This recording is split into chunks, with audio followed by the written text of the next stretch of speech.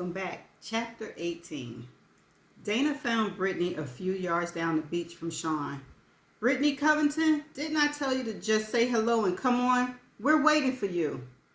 Hello, Miss Dana, Vanessa said politely, but reservedly, clearly cowed by Dana's annoyance. Dana immediately warmed up. Hello, Vanessa. But Mom, Brittany said, Vanessa and her daddy are leaving too. Mr. Gill is rinsing his shoes out in the water. See? Dana turned to see Gill approaching, a black sandal dripping water in each hand. He wore a powder blue undershirt and dark blue trunks. The skin exposed by his barely there shirt hinted at an impressive physique that hadn't been as noticeable in his suits and ties. She waved to him and he raised his chin in acknowledgement. His chin. He said, what up? We've been out here 3 hours and I can't stand this sand anymore, he said when he reached them. I told Vanessa that if she wants to swim more, she can do it at the pool at the apartment.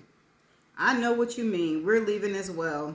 She glanced over at the beach entrance. I have my friend's 3 daughters with me and I'm afraid I've left them alone too long. We really have to go, Brittany.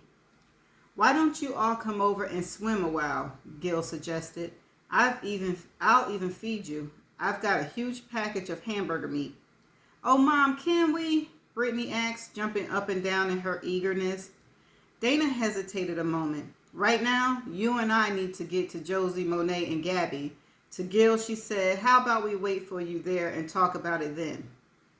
Yes, you better make sure your friends' kids are okay. We'll be along in a minute. Dana dove into the pool at Gil's apartment complex, hoping she wouldn't land flat on her belly. Being around Gil made her conscious of every move she made. He was movie star handsome. Mom, Brittany called out, you forgot your bathing cap. Dana intentionally hadn't put it on. She decided it would be worth washing and rolling her hair tonight if it meant looking good in front of Gil. Surely Irene, with her thick curly hair, had never worn a swim cap, and neither did Vanessa, whose long hair had natural waves in it and didn't need straightening.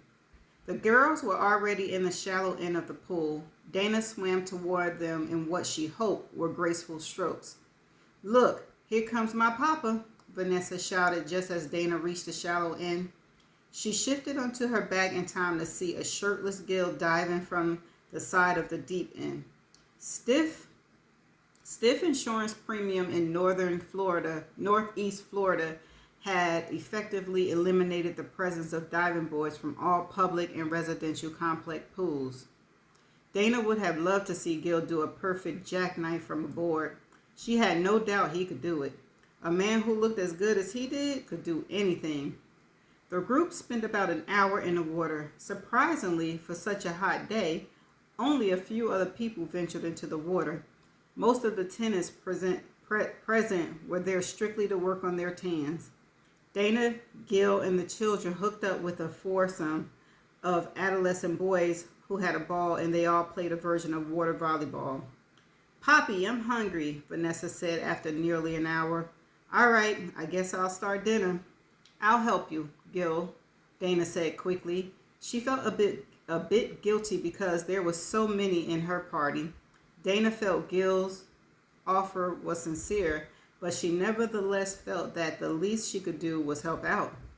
Come on, girls, she called. You can't stay in the water unsupervised. The apartment pool, like those in all apartments and condos throughout Jacksonville, did not have a lifeguard on duty. She hung back as the girls made their way to the stairs at the shallow end and climbed out one by one. Once inside Gil's townhouse, Dana first excused herself and went to the powder room, where she placed a white terry turban on her head to keep it hidden as it dried into what she knew would be a frizzy mess. Upon joining Gil in the kitchen, she insisted on helping with the food preparations. You really don't have to, he replied. I'm very handy in the kitchen. I'll just bet you are, and in the bedroom too. Funny. She hadn't thought about Gil in weeks, ever since she started seeing Sean. But all of a sudden, Sean was out of her life, and here was Gil, looking as luscious as ever. She knew nothing would ever come of it. For all she knew, Gil was back with Irene, at least unofficially. but her fascination with him bolstered her spirits. It proved that Sean hadn't done any permanent damage to her physique, her psyche. Norrell and Cece had been right in predicting he would hurt her. He had, but she knew her heart would heal. Mitchie got home before Dana did. She and Sean hadn't exactly rushed. After Dana busted them, they simply shrugged and gone back to lounging in the sun. She hadn't even bothered to point out to Sean that he lied to her and was still seeing Dana. She'd known all along, but she really didn't care, and Sean knew it. Oh, so Mitchie knew. Ooh. Now she wondered if Dana was stalling coming home because she dreaded facing her. The thought of having such power made her feel heady. Hell, this was Dana's house. She certainly wouldn't let a tenant make her avoid her own home. If that had been her, she would have gone straight home and asked the renter when she would be vacating. Mitchie decided that she needed to contact Cece and give her a carefully edited version of what happened. After all, Dana was her friend, and she'd probably go crying to Cece about what a monster her sister was. She might be over there spilling her guts already. Nah, Mitchie decided that Dana would be too hurt to confide in anyone right now. She wanted to wait a day or two, run it over in her mind, try to figure out what she'd done wrong. Of course, she'd done nothing wrong. Sean was a typical man with a typical lack of willpower when it came to women. That's what she'd counted on. Oh, she is doing it on. Oh, she'd go see CT tomorrow. Let me get this together. She'd go see Cece tomorrow, call from work, and suggest they meet for lunch.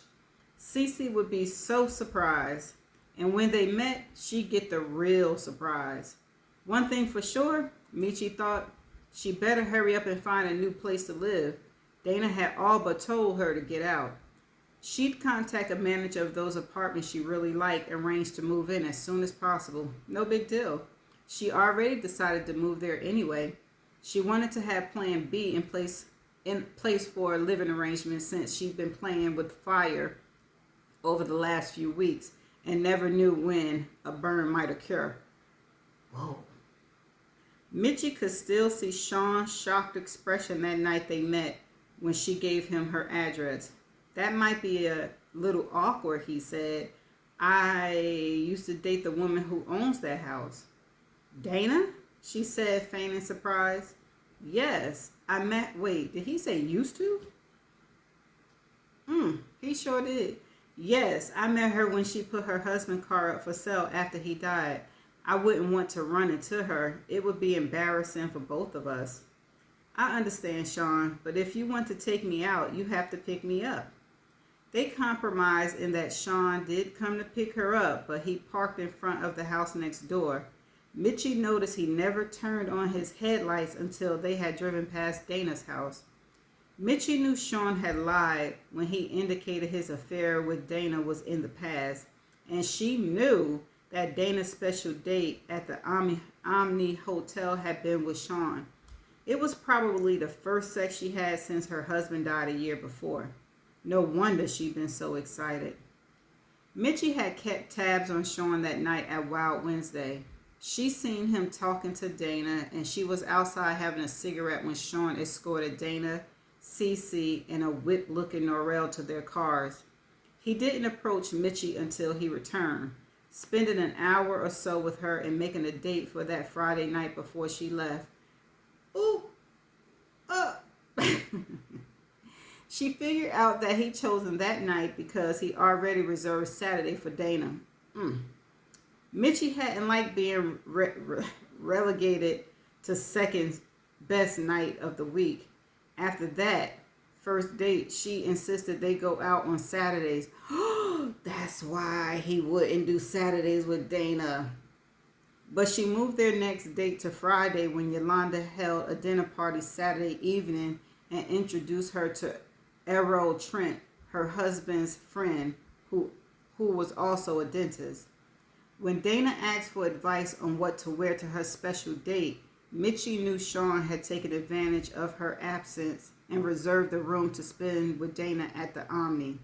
She'd say that much for him. She'd say that much for him. He was a resourceful son of a gun.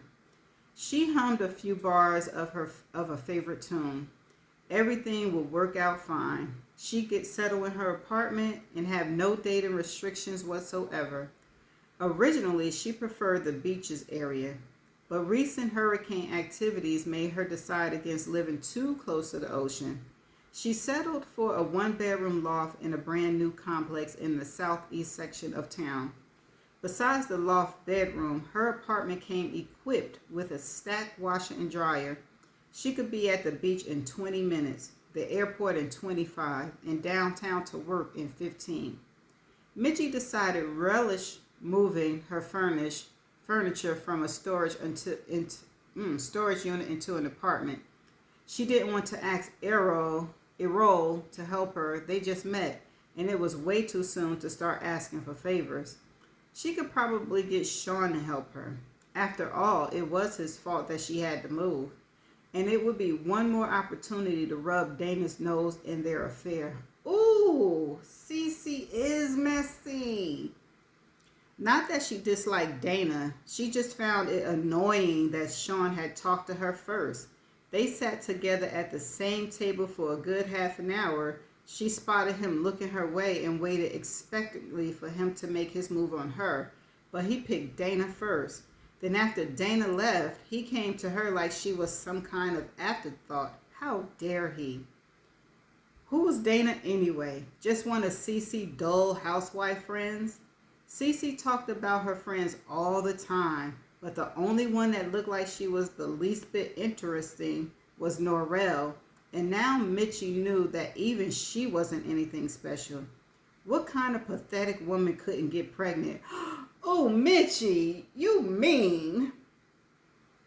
The faint sound of a motor prompted Mitchie to take a discreet look out her window. She saw the moonroof of Dana's Camry closing, so she had finally come home. Mitchie glanced at her watch. She waited 10 minutes, then go over and tell Dana she'd be moving out. When Dana heard the knock on the back door, she knew it was Mitchie. Uh-oh, here we go. Her neck and shoulders immediately tensed. She wasn't interested in hearing any apologies. All she wanted to know was when Mitchie planned to move out. The girl had made a fool of her. The way she reacted when she saw Dana proved it. If Mitchie hadn't known about Sean, she would have smiled and said a friendly hello, not giving her that guilty look like the kid caught with her hand in a cookie jar. Now she knew how Sean had been spending those Saturdays nights he said wouldn't work for him, asking instead to see her on Friday except for the last 2 weeks when he gotten her into bed. Now Dana wished she listened to Cece. Mitchie was bad news, nothing but trouble. Cece sat at her kitchen table, staring open-mouthed at her sister. Are you sure you're talking about the same man? The same Sean who drives a white Eclipse? Yes, Mitchie replied, sounding distressed. Can you believe the gall? He knew I lived on Dana's property, but he asked me out anyway. Are you sure you didn't know he was dating Dana, Mitchie? She over there lying to her sister. Her sister know Mitchie? Mitchie Bristol. Of course I didn't know. Like I told you, he said he used to date her, but it was all over. Why would you even ask me if I knew, Cece? Oh, maybe just to prove to yourself that you're the cutest thing around? Sometimes people build up their egos by tearing other people's egos down. Or maybe you're annoyed at me for asking you not to do anything that would hurt my friend. Ooh, listen, I'm just trying to give you heads up, keep you informed about what's happening, and I wanted you to hear it from me. Heaven only knows what Dana will tell you. The moment Mitchie was gone, leaving another broken heart behind her, Cece picked up her cordless and dialed Dana's number. I am so sorry, she said without preamble when Dana answered. Dana made a lame attempt at a chuckle. I gather you talked to Mitchie. Yes. She came over to have lunch with me. Cece paused. I don't know what else to say, Dana. I'm so embarrassed by my sister's behavior. She says Sean told her you and he had an affair that was in the past. That would explain why she looked so shocked to see me at the beach.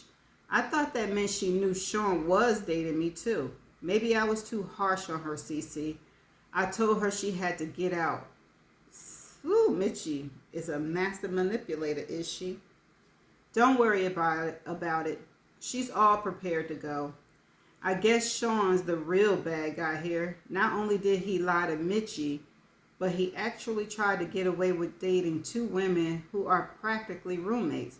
How much nerve does that take? Yeah, that's true, Cece admitted. And something else. I feel foolish telling you this, Cece, but I noticed a change in Sean's attitude since we started having sex. Changed how? He wasn't as attentive or considerate as he was before. He used to open the passenger door of the car for me first, for example. The last couple of times we went out, he got in the driver's seat, then popped the door lock for me. I tried to tell myself that the timing was just coincidental, but it wasn't. Have you heard from him?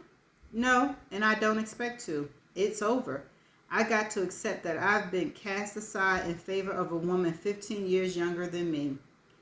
You're exaggerating, Dana. Mitchie is 27, and I'm 39. So, she's only a dozen years younger. I know you're trying, Cece, but it doesn't make it any easier to take, Dana sighed. But Sean is out of my life, and Mitchie soon will be. I'll get over it, and I'll remember that you tried to warn me. It surprised Dana that she coped with Sean's betrayal so well. Knowing that Mitchie planned to leave next week helped, and so had confided in Cece about Sean's change in attitude. Thank God Cece hadn't said, I told you so. Maybe Norrell wouldn't say it either, but Norrell's personality wasn't as considerate as Cece's. Besides, unlike Cece, Norrell had no need to feel embarrassed about the whole thing. Mitchie wasn't her sister. Cece, can you do me a favor, she asked. Can you keep this between us? I prefer Norrell didn't know about it. I don't feel like her getting all in my face and saying I should have listened to her and never gone out with Sean in the first place. I know you didn't like the idea either, but you were never as vocal about it as she was. This is your business, Dana. It's not my place to tell Norrell anything. Thanks, hun. Dana felt much better when she hung up. She hadn't told Cece about the other person who helped her through this unpleasant episode, although unknowingly. Laughing and talking with Gil had the effect of a hot toddy on a cold. It made her feel all warm and tingly inside, made her want to stretch out like a cat then curl up, preferably with someone. Okay, that's the end of chapter 18. Oh, Mitchie is a trip, honey. Whoa. She manipulated her sister into thinking that she didn't know when she actually did know. And I was right about Dana having her anger in the wrong place. She should have been angry at Sean first and then Mitchie second. But it's gonna be time for Mitchie, for her to be mad at Mitchie, because she's gonna find out. And you know what I was disappointed in? I was disappointed in the fact that they just skipped over the conversation with her and Mitchie at the once Mitchie knocked on Dana's back door. I wanted to hear what they had to talk about. That was disappointing for them not to talk about what went down. Okay, anything else? Nothing else. So I'm going to just see y'all in chapter 19. Bye.